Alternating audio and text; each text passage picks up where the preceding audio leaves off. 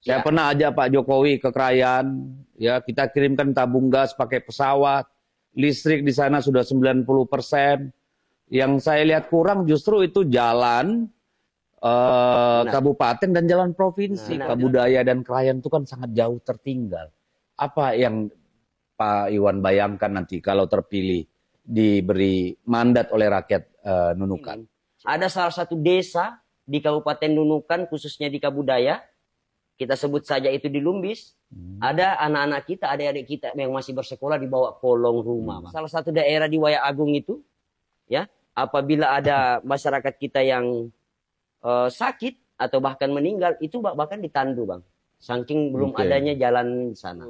Nah, itu yang mau Anda rubah. Insya Allah apabila saya terpilih menjadi bupati nantinya, kita akan melakukan terobosan-terobosan yang saya maksud tadi, terobosan perubahan.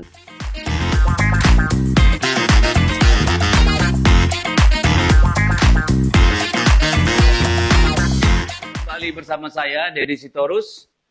Kita ada di channel Walk the Talk. Channel yang berbicara tentang hal-hal penting bagi masyarakat, tapi juga melakukannya. Walk the talk. Nggak omdo, kira-kira gitu. Saat ini saya bersama seorang politisi muda. Ya, kalau kita sebelumnya dengan tokoh-tokoh nasional, saya membawa seorang politisi muda dari ujung Indonesia. Perbatasan Indonesia dengan Malaysia, yaitu di Kabupaten Nunukan, Provinsi Kalimantan Utara. Apa kabar Pak Bupati? Alhamdulillah Bang Deddy Sitorus, baik. Ya, jadi beliau namanya Haji Iwan Sabri. Biasa dipanggil Pak Iwan atau Pak Haji? Pak Iwan, Bang. Pak Iwan, baik. Siap. Pak Iwan ini calon Bupati Kabupaten Nunukan untuk periode 2024-2029. Ya? Siap, benar-benar. Dulu pernah jadi anggota DPRD Kabupaten Nunukan, pernah mencalonkan diri juga sebagai wakil gubernur. Tetapi ternyata rakyat Nunukan lebih ingin dia tetap di Nunukan. Kan gitu ya Pak Iwan ya? Siap, benar Bang. Jadi saya mau tanya dulu nih. Buat apa sih Bapak nyalon jadi calon bupati? Perusahaan ada, sawit ada, tambang ada, angkutan, transportasi, air, semua ada. Siap. Kenapa mau capek-capek nyalon dalam pilkada? Apa nggak buang-buang duit itu? Siap. Jadi yang pertama, terima kasih Bang atas undangannya di talkshow-nya Abang.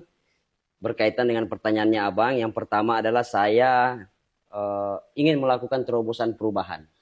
Kurang lebih 25 tahun kita terbentuk di Kabupaten Nunukan, tetapi persoalan-persoalan pokok dasar masyarakat Kabupaten Nunukan tidak terselesaikan sampai hari ini. Oh, jadi selama 25 tahun ini bisa dikatakan tidak ada pembangunan yang signifikan di Nunukan. Benar, ya? Kurang lebih seperti itu. Oke, sudah pernah ada berapa bupati di Nunukan selama 25 tahun? Jadi yang pertama adalah Bupati Hafid 10 tahun, kemudian dilanjutkan oleh Pak Basri 5 tahun, dan juga Asmin Nora Hafid 10 tahun, Bang. Oh, ada Hafid-Hafidnya ini? Ada. Jadi apa hubungannya itu Bupati yang tadi Hafid pertama dengan yang kedua? Jadi kalau yang pertama itu adalah orang tuanya, saat ini anaknya Asmin Nora Hafid. Yang sedang menjabat. Yang sedang menjabat. Oh, jadi ada hilirisasi kekuasaan juga ya? Kira-kira seperti itu Bang. Tapi sekarang tidak ada calon dari keluarga itu yang maju? Ya, kalau hari ini ada 3 calon. Ya, seperti yang disampaikan oleh Bang Des tadi, bahwa suaminya dari bupati saat ini maju sebagai suami incumbent maju. Suami incumbent, benar Bang. Oh, tetap hilirisasi lagi ya, dinasti lagi ya. Ya, kurang lebih seperti itu. Kurang lebih seperti itu lagi. Siap. Musim nih dinasti di Indonesia. Mohon maaf karena dicontohkan dari atas sampai ke bawah ya pastilah. Siap, tadi katanya orang Nunukan ingin ada terobosan untuk pembaharuan. Siap. Hal-hal apa saja sih menurut Pak Iwan yang sangat diharapkan oleh masyarakat Kabupaten Nunukan saat ini? Ya, jadi yang seperti di awal saya sampaikan bahwa kurang lebih 25 tahun Kabupaten Nunukan terbentuk, persoalan pokok dasar masyarakat saja tidak terselesaikan. Apa aja itu kira-kira? Oke. Yang pertama adalah persoalan air kita. Air bersih. Air bersih kita, Bang. Air bersih kita ini kita mengandalkan curah hujan yang turun. Ya, dari langit. Jadi mengharapkan belas kasihan Allah Subhanahu wa taala ya untuk minumnya. Seperti itu. Ya. Jadi kita mengharapkan curah hujan ya. kalau misalkan selama sebulan tidak ada hujan, ya kurang lebih air ini tersendat-sendat. Tersendat-sendat. Ini yang pertama. Itu biasa mandi 2-3 kali sehari, jadi mandi sekali 2 hari kalau gitu ya? Ya kadang Kalau nggak sampai mandi. sebulan nggak hujan, oh nggak mandi? Kadang kita nggak mandi. Oh, bau Bang. dong ya? Ya, kadang kita nggak mandi. Ya, kemudian yang kedua adalah persoalan listrik kita. Listrik. Ya, listrik kita juga kalau kena baru aja angin kencang, ya listrik kita padam. Ini yang di Pulau Nunukan ya? Ini yang di bahkan Kabupaten Nunukan, Bang. Tidak Kalau- semua dong, karena saya udah banyak melistriki desa di sana, masa bermasalah juga? Kalau untuk listrik ini di Pulau Nunukan. Tetapi ada juga di daerah-daerah pelosok sana, keluarga-keluarga kita, orang-orang kita yang ada di Kabudaya dan Krayan juga masih ada belum tersalurkan listrik. Oh iya, tapi nggak banyak lagi. Tapi itu kan, oke itu infrastruktur dasar. Siap. Selain itu apa lagi kira-kira? Berkaitan juga kesejahteraan masyarakat. Tapi infrastrukturnya udah beres, jalan, jembatan segala macam. Ya kalau saya katakan itulah mengapa saya ini tertarik untuk maju sebagai calon Bupati Nunukan. Tertarik atau terpanggil nih? Tertarik dan terpanggil, Oh, kurang oke. lebih seperti itu. Mudah-mudahan terpilih ya, bukan Amin, hanya amin, tertarik dan amin. terpanggil. Ya, Tepuk tangan dong. Aduh, gimana sih? Oke, jadi tadi masalah masih mendasar.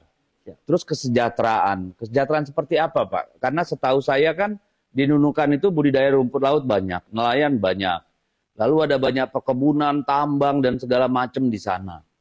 Itu kesejahteraan seperti apa yang Ya. Pak Iwan maksud? seperti nelayan-nelayan kita, Bang. Sebenarnya di Kabupaten Nunukan ini kalau bisa kita optimalkan para nelayan kita, ya kita bisa berikan mereka bantuan yang cukup, merata, adil Untuk modal. untuk modal misalkan Oke. untuk bantuan-bantuan dari pemerintah ini.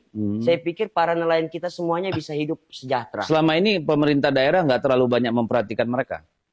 Ya menurut saya seperti itu, Bang. Menurut masyarakat? Masyarakat juga seperti itu yang Seperti saya itu. temui. Oh, itu yang mereka inginkan Ya. perubahan. Ada perhatian lebih besar Ya, pada para nelayan kita ini. betul. Jadi banyak bantuan-bantuan yang diberikan oleh pemerintah per hari ini. Bantuan-bantuannya itu orangnya yang mendapatkan bantuan itu orangnya itu saja terus. Jadi Oh, tidak bisa menyebar ke para petani. nggak ada para keadilan nelayan kita. lah. Tidak Hanya ada dipilih yang keadilan. mendukung kira-kira Ya. begitu. Nah, Itu yang mau Anda rubah. insya Allah apabila saya terpilih menjadi bupati nantinya, kita akan melakukan terobosan-terobosan yang saya maksud tadi, terobosan perubahan, Bang. Oke. Kita akan memberikan bantuan secara adil dan merata. Oke. Nah, ini Nunukan ini kan besar ya. Siap. Ada Pulau Nunukan yang padat. Ada Pulau Sebatik juga lumayan. Itu berbatasan langsung dengan Malaysia. Lalu ada daerah namanya Kabudaya ya yang cukup luas. Walaupun tanahnya lebih banyak dikuasai oleh HTI, HGU, perkebunan dan segala macam, tambang. Ada lagi daerah Krayan. Dengan anggaran yang ada, bagaimana kira-kira membuat pemerataan di sana itu, Pak Iwan? Ya, jadi sebenarnya dengan anggaran yang ada, Bang. Ini kan pasti perlu kolaborasi dengan provinsi dan Benar. pusat juga kan? Benar. Jadi itu tadi saya bilang, sebenarnya dengan anggaran yang kita miliki saat ini, seendaknya bisa melakukan pemerataan walaupun tidak bisa merata secara penuh. Akan tetapi, Bertahap lah ya. bertahap. Kemudian kita juga bisa berkolaborasi sebenarnya, berkomunikasi, berperan aktif terhadap teman-teman pemerintah provinsi misalkan, Ya. ya untuk melakukan lobby-lobby anggaran. Bahkan pemerintah Bang, pusat. selama ini pemerintah provinsi ada nggak bantu kabupaten? Ya kalau saya melihat hari ini ada tapi belum merata. Ya seadanya lah ya. Seadanya, Nah, kalau seperti dari itu, Bang. pusat kan saya kira banyak sudah yang dilakukan di Kabupaten Nunukan. Saya Ya. pernah ajak Pak Jokowi ke Krayan, ya kita kirimkan tabung gas pakai pesawat, listrik di sana sudah 90%. Yang saya lihat kurang justru itu jalan kabupaten dan jalan provinsi. Benar. Kalau jalan nasional bentar lagi kan sudah tembus Siap. itu. Satu hal, Bang. Ada salah satu di daerah Kabudaya, Sungai Ular sampai ke Malino lah. Oke. Katakan itu karena Jalan poros, jalan nasional. jalan Ya. poros nasional itu sangat bermanfaat Oh, iya. dari bantuan APBN kita. Andaikan jalan nasional di situ tidak ada, saya tidak tahu lagi seperti Oh, apa ya, masyarakatnya di sana. Seperti itu. Hmm. Bahkan sekarang ini, Bang, berkaitan dengan infrastruktur, ya, jalan antar kecamatan jalan antar desa ke kecamatan itu sangat minim. Ini khusus di Kabudaya. Ya, bahkan kalau Krayan juga di saya kira Krayan sangat perlu. ada salah satu daerah di Waya Agung itu, ya, apabila ada masyarakat kita yang sakit atau bahkan meninggal, itu bahkan ditandu, Bang. Saking belum adanya jalan di sana. Seperti itu. Nah, inilah yang saya maksud, Bang, apabila saya terpilih. Masyarakat sangat berharap ada keseriusan mengurus infrastruktur di sana, itu, ya. Bang. Oke. Kalau soal pendidikan bagaimana di sana? Nah, ini juga kalau soal pendidikan, karena ranahnya kabupaten itu SD dan SMP, itu memang masih sangat minim. Kenapa saya katakan masih sangat minim? Ada salah satu desa di Kabupaten Nunukan, khususnya di Kabudaya, kita sebut saja itu di Lumbis, ada anak-anak kita, adik-adik kita yang masih bersekolah di bawah kolong rumah, Bang. Nah, inilah kemudian yang harus... Sampai masih di bawah kolong rumah? Iya, Bang. Masih di bawah kolong rumah. Ya, bagaimana kita mau mengarah ke misalkan yang digadang-gadang oleh tahun 2045 kita Indonesia emas, misalkan seperti itu. Sementara kalau nggak ada perhatian di kabupaten, ya Indonesia cemas jadinya. Ya, kurang lebih seperti itu, Bang. Oke. Ya, ini kan juga soal pendidikan kan kurang merata ya kalau saya lihat di sana kan. Seolah-olah yang diperhatikan oleh pemerintah kabupaten tuh hanya Pulau Nunukan dan sedikit Pulau Sebatik. Benar. Kabudaya dan Krayan itu kan sangat jauh tertinggal. Apa yang Pak Iwan bayangkan nanti kalau terpilih diberi mandat oleh rakyat Nunukan? Siap. Jadi memang ini salah satu atensi saya, Bang DS, untuk Kabudaya terutama yang sangat miris. Ya, saya katakan sangat miris karena yang pertama adalah infrastruktur jalannya. Yang kedua adalah kita berbicara masalah kesehatannya. Ya, kita berbicara masalah kesehatan. Masyarakat kita di Kabudaya sana, apabila ada yang sakit, ya, itu dikirim bahkan ke Malinau, Bang. Ya, saya berinisiatif apabila terpilih menjadi Bupati Nunukan, kita akan bangun rumah sakit Pratama yang ada di Lumbis Raya misalkan. Oh, Lumbis Raya. Ya, kita akan bangun sehingga masyarakat kita nantinya tidak lagi berobat ke Malinau seperti itu. Karena mereka mau ke Pulau Nunukan, ya, itu agak jauh. Jadi salah satu-satunya jalan yang bisa mereka tempuh dan agak dekat itu Malinau. Ya, maka dari itu saya berinisiatif, insya Allah apabila terpilih menjadi Bupati Nunukan ke depan, saya akan bangun rumah sakit Pratama di Lumbis Raya. Kemudian kita berbicara masalah pendidikan. Kita berbicara masalah pendidikan, ini masih sangat butuh perhatian yang intens terhadap pemerintah Kabupaten Nunukan. Ya, supaya sama lah ininya ya, fasilitas dan sarana pendukungnya dengan yang di Nunukan. Betul, Bang. Mungkin seperti itu. Nah, ada problem lagi nih kan, daerah Nunukan itu sebagai salah satu pintu masuk narkoba di Kalimantan Utara, Indonesia utamanya. Dan ini kan banyak berpengaruh pada anak-anak muda kita, berpengaruh pada keluarga. Apa sikap Pak Iwan untuk masalah ini? Nah, ini yang sangat menarik sebenarnya, Bang. Karena seperti yang kita ketahui, Kalimantan Utara terdiri dari 5 kabupaten kota. Ya. Kemudian hanya 2 kabupaten kota yang langsung berbatasan dengan Malaysia, yaitu Malinau dan Kabupaten Nunukan. Nah, Kabupaten Nunukan khususnya. Jadi kalau kita berbicara masalah peredaran narkoba, ini kita berbicara tentang bagaimana hidup anak-anak kita ke depan, ya, untuk kita kira-kira untuk kita mengantisipasi masuknya peredaran narkoba di Kabupaten Nunukan itu, mungkin yang kita akan lakukan, yang akan saya lakukan ke depan adalah kita akan selalu berkomunikasi intens, memberikan merancang kegiatan-kegiatan untuk anak-anak muda juga ya. Betul. Olahraga dan sebagainya ya. Bahkan saya sudah merancang, Bang. Saya bukan lagi merancang, saya sudah menyampaikan setiap saya turun di Pulau Sebatik, ya, karena satu-satunya yang berbatasan langsung juga dengan Malaysia itu Pulau Sebatik. Saya sudah bersosialisasi di sana, saya menyampaikan kepada pemuda, ya, apabila saya terpilih nanti sarana olahraga kita akan perbanyak di sini nantinya. Ya, dengan cara metode seperti apa, yang jelas kita akan berbuat untuk masyarakat sebatik, sehingga minimal apabila mereka pulang bekerja tidak lagi berpikir yang aneh-aneh. Mungkin salah satu strateginya seperti itu, Bang. Oke. Minimal mereka kita pulang dari mereka bekerja, mereka bisa berolahraga, ya. Kemudian Atau pulang malam, kesenian ya, atau kesenian, apapun lah ya. seperti itu. Oke, nah di Nunukan ini kan banyak perusahaan-perusahaan yang mengeruk sumber daya alam, ya. Ada tambang, ada perkebunan sawit, ada perkebunan HTI, dan mereka kan sebenarnya punya CSR gitu ya. Nah, apa pandangan atau nanti upaya yang dilakukan Pak Iwan untuk melibatkan perusahaan-perusahaan itu tidak saja untuk CSR, tapi juga untuk menyerap tenaga kerja lokal? Siap. Jadi begini, Bang. Ini sangat menarik, ya. Saya pikir ini sangat menarik karena justru di daerah-daerah yang di tempatnya ada banyak perusahaan, daerah itulah yang sangat Tertinggal. infrastrukturnya yang sangat tertinggal, ya. Maka dari itu yang pertama saya lakukan, saya tidak akan mau diintervensi atau saya tidak akan mau bekerja sama dengan pihak-pihak perusahaan, ya, yang tidak yang tidak memperhatikan lingkungan di sekitarnya, ya. Lingkungan di sekitarnya. Misalkan saya akan melakukan atau berkomunikasi sama pihak-pihak perusahaan yang ada di Kabudaya untuk berbuat minimal untuk kesejahteraan masyarakat. Harus berkolaborasi lah, ya. Harus ada manfaat buat masyarakat setempat.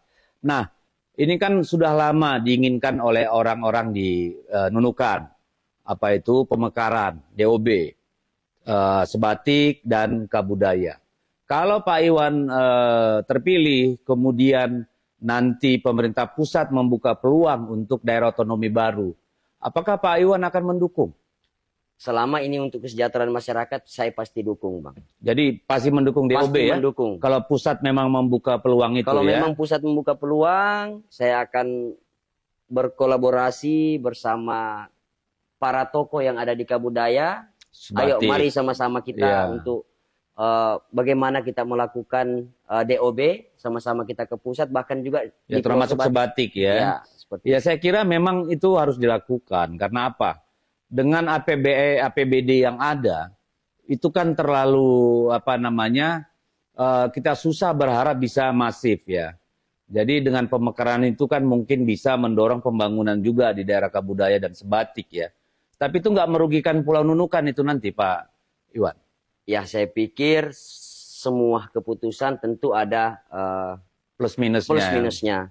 Tetapi kita ini memikirkan secara bagaimana global, ya, semua masyarakat, kesejahteraan masyarakat. Okay. Ya, kalau misalkan itu yang terbaik untuk Pulau Sebatik dan terbaik untuk Kabudaya, kenapa enggak? Seperti itu, Bang. Nah, ini ada yang sering dikeluhkan masyarakat itu kan internet. Dulu saya berdua mencoba memperjuangkan, ternyata anggaran di pusatnya kan dikorupsi, kita tahu.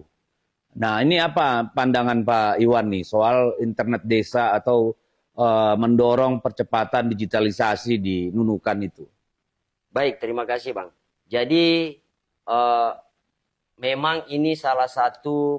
Ini kan ada program pusat kan, ya. Ini salah satu salah satu problematis di Kabupaten Nunukan, khususnya di daerah Kabudaya. Ya, kalau Pulau Sebatik dan Nunukan mungkin sudah aman, sudah sedikit aman lah, hampir aman lah. Ya, jadi salah satu program kami itu, Bang. Ya, kami akan memberikan 1 Starlink 1 desa, insya Allah. Ya, jadi itu kita lakukan karena kita melihat, ya, di era digitalisasi saat ini dibutuhkan internet supaya bisa berkomunikasi. Ya, sehingga kami itu di salah satu visi dan misi saya, Bang, saya akan memberikan 1 Starlink 1 desa. Oke, tapi kalau Starlink aja, itu saya sendiri pribadi di Kaltara itu sudah ada 20 titik. Di Kabupaten Nunukan ada 4 titik. Problemnya itu kan hanya radiusnya jangkauan sinyalnya itu terbatas. 150 sampai 200 meter. Nah, ada program baru yang dia bisa menarik kabel optik ke rumah-rumah. Tapi kan ini harus dibiayai oleh pemerintah daerah. Kalau dari pusat belum ada itu, tower dan sebagainya. Apakah Pak Iwan nanti mau mengalokasikan anggaran untuk program itu di desa-desa? Iya, apabila ada jaringan internet yang lebih baik, tentu kita akan bagaimana caranya kita akan mengalokasikan anggaran tersebut, Bang. Iya. Kalau misalkan ada yang lebih bagus daripada Starlink, ya kenapa enggak? Untuk masyarakat kita semua kita harus lakukan seperti itu. Oke. Nah, kembali ke air bersih tadi. Kalau di Pulau Nunukan kan memang tidak ada danau, Siap. tidak ada sungai. Ya, paling mungkin di sana embung diperbanyak untuk sebagai sumber air bersih. Sementara di daerah Kabudaya itu banyak sungai, tapi kan jauh ya. Dan banyak daerah Kabudaya juga kekurangan air. Apa solusinya nanti untuk air bersih ini, Pak Ya, Bupati? yang pertama adalah khusus untuk Pulau Nunukan, Bang. Saya sudah melihat embung-embung yang ada, ya kan, Bang? Dan kita melihat sendiri, Nunukan ini pulau, ya. Kemudian kurangnya juga embung yang ada saat ini. Ditambah lagi ada embung hari ini itu tidak pernah dibersihkan. Sehingga curah hujan yang turun terbatas. Belum lagi dikelola terlalu banyak yang dibuang daripada yang menampung. Iya, jadi langkah pertama itu mungkin kita akan melakukan pengerukan, Bang. Ya, sembari kita akan mencari solusi. Selama ini yang digeruk cuma anggaran ya, tapi kalau embung nggak pernah dia keruk. Kira-kira seperti itu. Oh ya, pantas. Jadi Pak Iwan yakin nih, masyarakat Nunukan memang betul-betul mau perubahan dan pemerataan. Apakah memang kayak seperti itu di bawah? Saya turun ke lapangan, saya menyaksikan langsung. Bertemu langsung. Masyarakat Nunukan sangat jelas dan insya Allah benar-benar mau perubahan dengan ada nggak masyarakat. Desa yang ketika Pak Iwan turun tuh betul-betul menyentuh gitu ya, bikin kita mau nangis gitu lihat keadaannya. Ada nggak yang Bapak alamin seperti itu? Bukan mau nangis, Bang. Bahkan masyarakat banyak yang saya temui menangis. Menangis dengan melihat kondisi yang ada hari ini. Besar sekali harapan mereka, ada perhatian pemerintah daerah ya. Siap. Ada satu daerah, Bang, di Kabudaya, di wilayah 4 ya. Di daerah Semenggaris, ya. Di situ ada jalanan yang sudah berapa tahun, sudah kurang lebih 25 tahun itu tidak pernah diperhatikan oleh pemerintah. Itu yang pertama. Yang kedua terkait persoalan airnya, Bang. Ya. Air di situ belum ada sama sekali. Jadi mereka itu pada saat saya datang menyampaikan keluhan-keluhannya itu sampai menangis, Bang. Kadang kan memang penting ya. Saya pernah masuk ke Semenggaris itu, ada kebun sawit. Di situ nggak ada air, jadi embung alam yang jadi sumber air mereka, termasuk air minum, dan kerbau juga minum di situ. Memang mengerikan itu di sana air bersih itu. Benar-benar, Bang. Nah, yang saya heran ya, 10 tahun pemerintahan sebelumnya kan itu banyak membangun embung. Saya juga pernah berapa kali coba berdialog soal itu, tapi sepertinya pemerintah kabupaten yang sekarang ini susah sekali diajak berkolaborasi. Kalau Pak Iwan nanti bagaimana? Ya. Kan banyak di sumber-sumber yang bisa dipakai oleh bupati sebenarnya. Ya. Jadi memang ini menjadi persoalan, Bang. Ya, kenapa saya katakan menjadi persoalan? Kita juga selaku kepala pemerintahan di Kabupaten Nunukan ini tidak bisa membangun sendiri. Tentu dengan adanya masukan-masukan dari masyarakat, ya kan? Ya disinilah kita mengetahui apa sih yang dibutuhkan masyarakat. Ya kita berdialog. Kira-kira apa yang harus saya bantu di sini? Karena tidak mungkin seorang pemimpin mengetahui semuanya persoalan di Kabupaten Nunukan, apalagi di RT-RT. Ya, sehingga kita harus berkolaborasi, komunikasi yang baik. Kira-kira apa yang harus kita lakukan? Dengan begitu kita bisa mengikuti apa yang diinginkan. Contoh misalkan ada satu daerah nantinya. Kalau misalkan kita mau keperluannya misalkan A, yang kita bantukan B. Karena kurangnya koordinasi dan komunikasi. Sehingga kita memberikan bantuan ini tidak tepat sasaran, tidak tepat kebutuhannya. Seperti itu. Nah, sebenarnya Sebatik ini kan sangat strategis posisinya ya. Berbatasan langsung dengan Malaysia, baik pulaunya maupun lautnya. Harusnya kan itu menjadi daerah transit, daerah jasa, daerah perdagangan gitu ya. Dan statistik kita membuktikan bahwa UMKM itulah yang menyediakan 96% lapangan pekerjaan. Apakah selama ini pemerintah Kabupaten Nunukan ada berupaya membantu, memperkuat, meningkatkan kapasitas dari para pelaku UMKM usaha kecil kita di Nunukan. Dan komitmen Bapak seperti apa? Iya, jadi saya punya komitmen Bang. Salah satunya juga masuk di program visi misi saya. Ya, pelaku UMKM kita akan berikan bantuan modal usaha bekerja sama dengan pihak bank. Ya, karena selama ini saya pastikan hampir tidak ada bantuan-bantuan minim lah ya. Sangat minim bantuan-bantuan untuk pelaku sekedarnya UMKM aja. kita. Jadi saya berkomitmen apabila terpilih menjadi Bupati Nunukan, kita akan memberikan bantuan kepada UMKM sesuai dengan kebutuhannya, sesuai dengan apa yang diinginkannya. Yeah. Mungkin kami akan bekerja sama dengan pihak bank, ya. Dari pemerintah akan memberikan bekerja sama dengan bank. Kira-kira kita kasih berapa modal dulu ke bank. Bisa ya, kolaborasi dengan pihak bank. Bisa kolaborasi dengan BUMN juga sebenarnya, karena kan ada yang namanya permodalan nasional madani, misalnya memberikan modal pada para pedagang, kelompok-kelompok masyarakat, UMKM gitu ya. Nah ini yang saya kira perlu nanti diperhatikan. Nah lalu ini kan banyak tadi yang mencari penghidupan di laut. Belakangan ini di Nunukan itu nelayan berkurang jumlahnya. Mereka beralih ke rumput laut. Tapi mereka sering teriak. Karena harga yang nggak pernah stabil. Apa nanti yang Pak Iwan akan lakukan untuk membantu mengatasi persoalan ini? Ya. Tentu nggak mungkin Pemda sendiri. Betul. Jadi memang di Kabupaten Nunukan Bang, rata-rata masyarakat kita ini baik yang dari kota, ya, itu kebanyakan turun ke tempat Pak Betang untuk melakukan mak betang misalkan, ya. Rata-rata masyarakat kita di Kabupaten Nunukan, khususnya di Pulau Nunukan ini, di pesisir pantai itu rata-rata pendapatannya juga dari rumput laut, ya. Sekarang apabila Haji Irwan Sabri terpilih menjadi Bupati Nunukan, bagaimana caranya? Melalui perusahaan daerah, ya, kita bekerja sama dengan pihak ketiga. Ya, Perumda ya. Ya, kita bekerja sama dengan pihak ketiga. Bagaimana caranya kita menstabilkan harga rumput laut?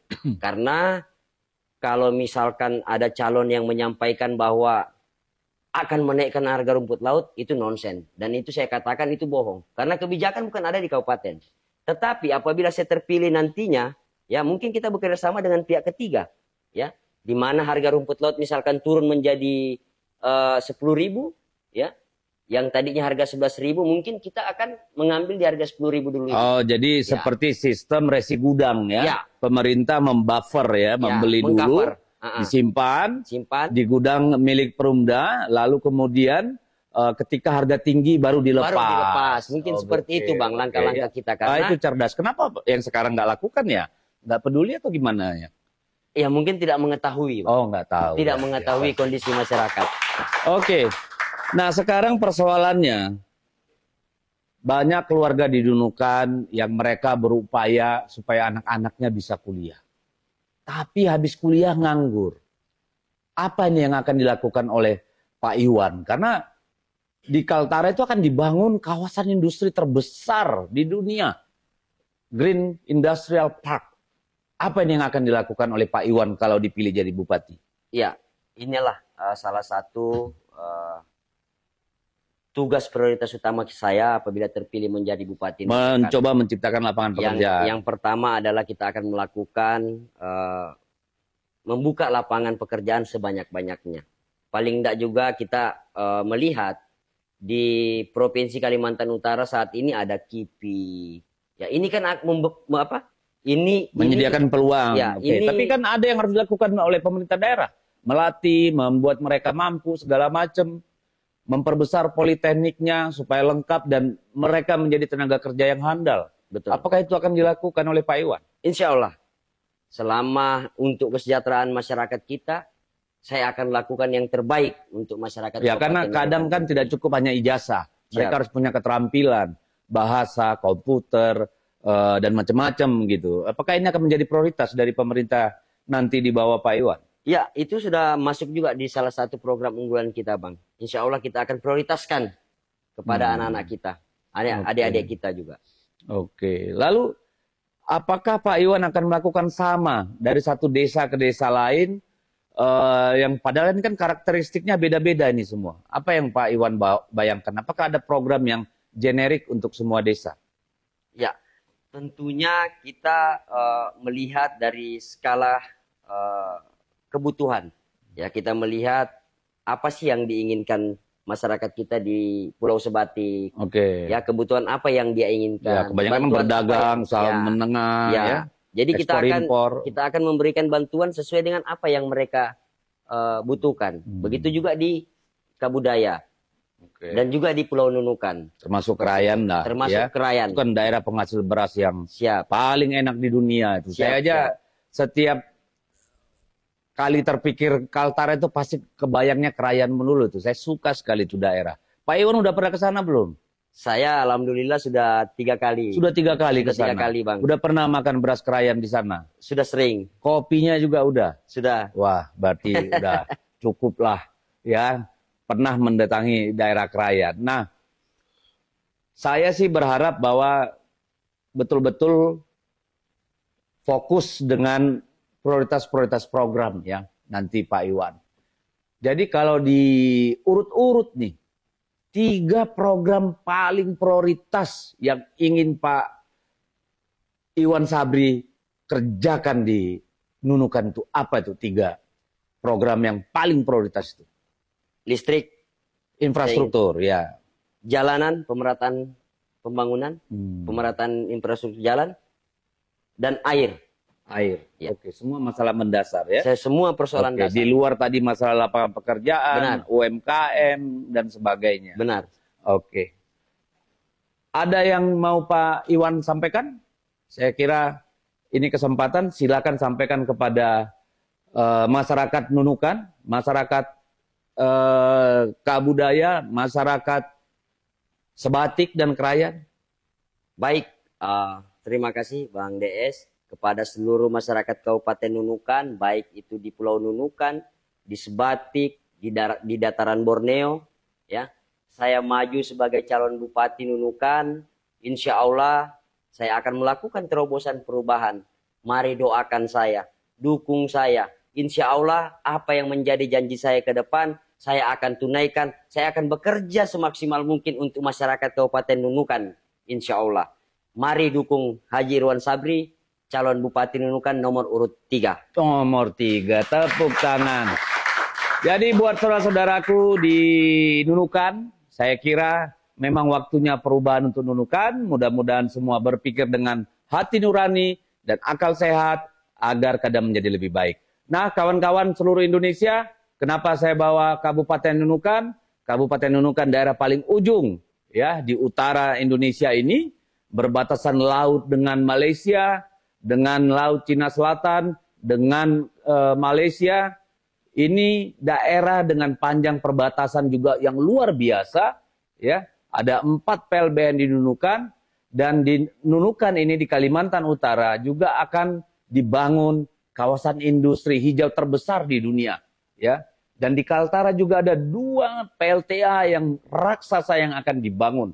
Mudah-mudahan itu mempermudah pemerintah daerah nanti untuk meningkatkan kesejahteraan masyarakat Kaltara, khususnya masyarakat Kabupaten Nunukan. Tapi jangan lupa pilih siapa? Haji Iwan Sabri, nomor urut 3. Baik, sampai di sini Walk the Talk.